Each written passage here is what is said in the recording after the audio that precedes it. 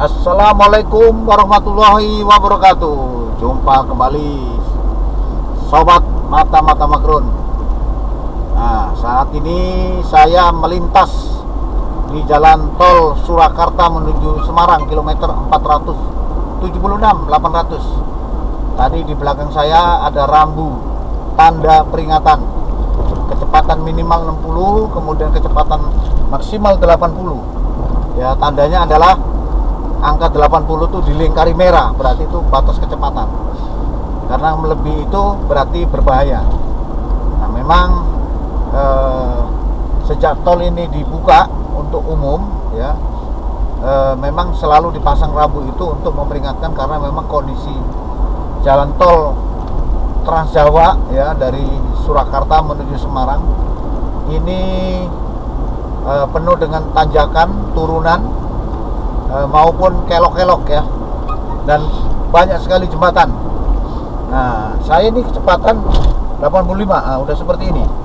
Tadi saya disalip oleh, ya, mungkin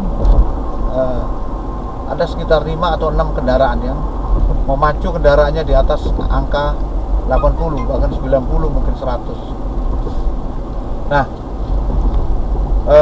menurut informasi sejak tanggal 23 Maret lalu itu diberlakukan sistem tilang elektronik. Nah, itu untuk antara lain adalah menindak bagi pelanggar batas kecepatan. Nah, saya mencoba untuk tetap disiplin, karena memang ini tujuannya, ini jembatan, ya, jembatan tol ini. Di tol ini ada puluhan jembatan. Karena apa? Jembatan ini adalah menandai di bawahnya adalah sungai atau jurang. Ya, ini adalah jalan lintas Jawa, tol lintas Jawa. Nah, ini sebelah mobil saya sedan Accord, ya, warna putih. Saya kecepatan 82. Saya didahului, berarti dia sekitar 100, kecepatan 90 sampai 100 km per jam.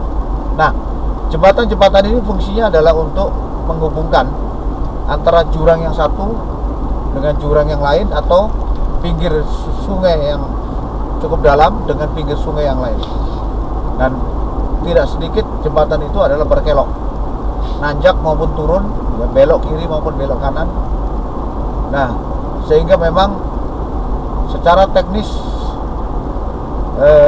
harus diatur kecepatan. Kalau tidak, manakala terjadi hempasan angin yang cukup kencang, karena biasanya di perbukitan atau di kelokan itu, di turunan, di lembah itu biasanya terjadi pusaran angin, sehingga memang kecepatan harus diatur.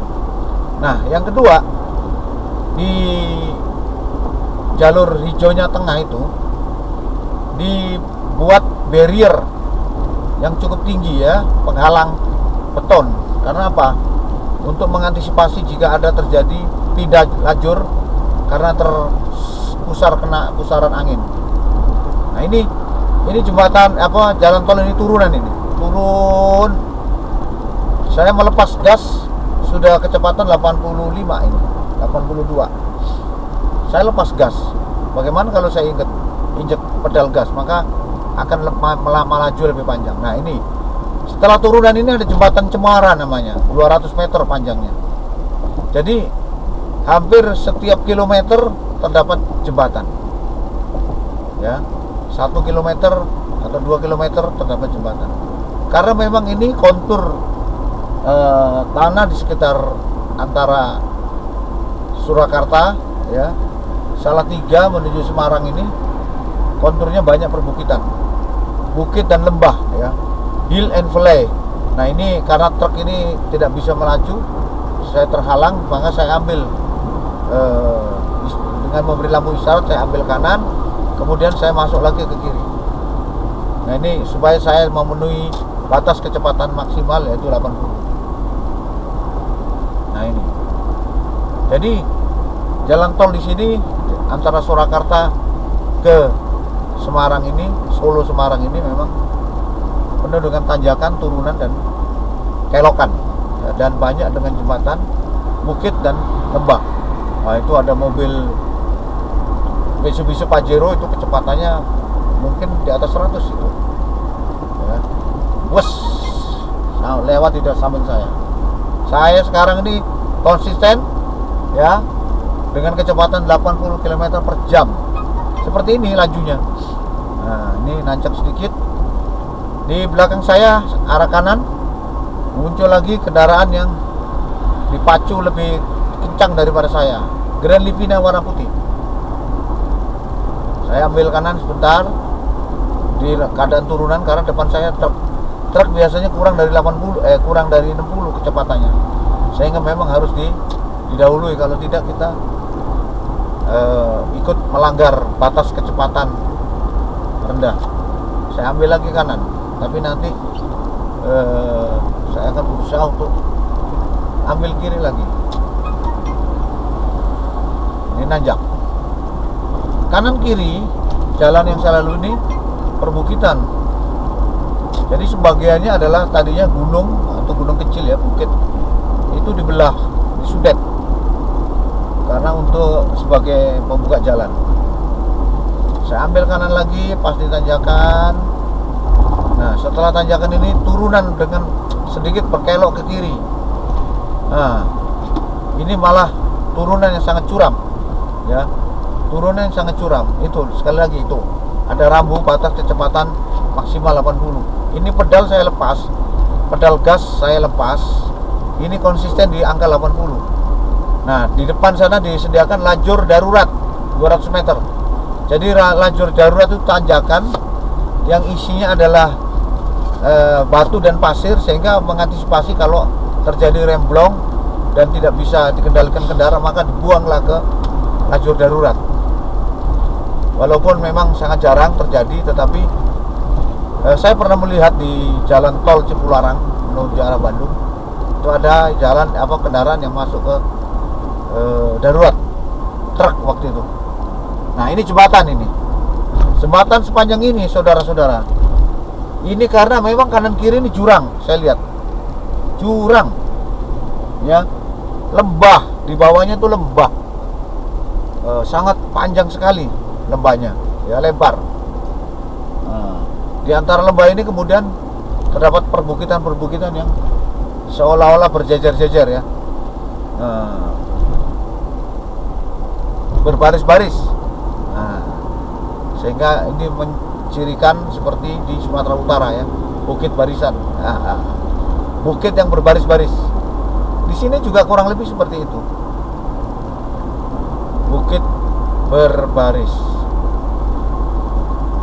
Jadi memang indah ya.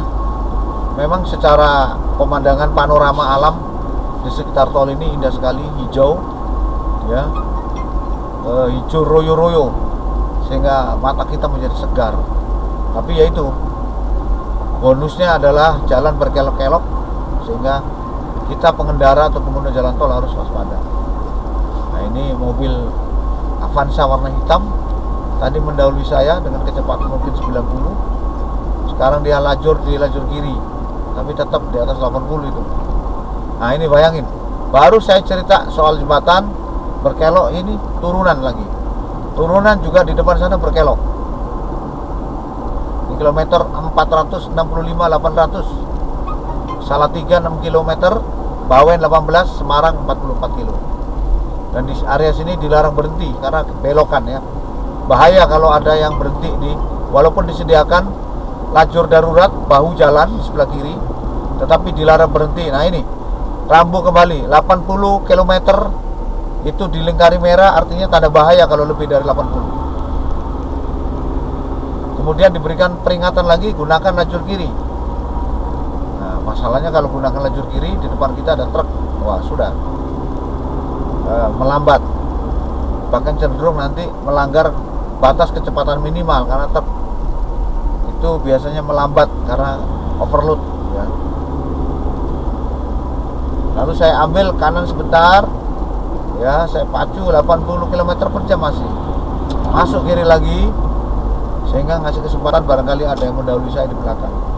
Biarin saja saya didahului, yang penting saya tidak melanggar. Yang mendahului saya pasti melanggar karena dia kecepatannya berarti di atas 80. Ini jadi tujuannya adalah Pengaturan pemberian rambu batas kecepatan adalah menghindari kita dari kemungkinan bahaya, karena memang jalan tol ini dari Surakarta menuju Semarang dan sebaliknya ini penuh dengan tanjakan, penuh dengan turunan, penuh dengan kelokan, ya, penuh dengan jembatan, sehingga ini mungkin tidak banyak ruas tol yang kemudian jual ruas tol panjang ini menggunakan barrier dari beton. Saya baru lihat ini, dan satu lagi di Jakarta Tangerang. Sedangkan misalnya tol Lingkar Luar itu menggunakan jalur hijau biasanya, ya.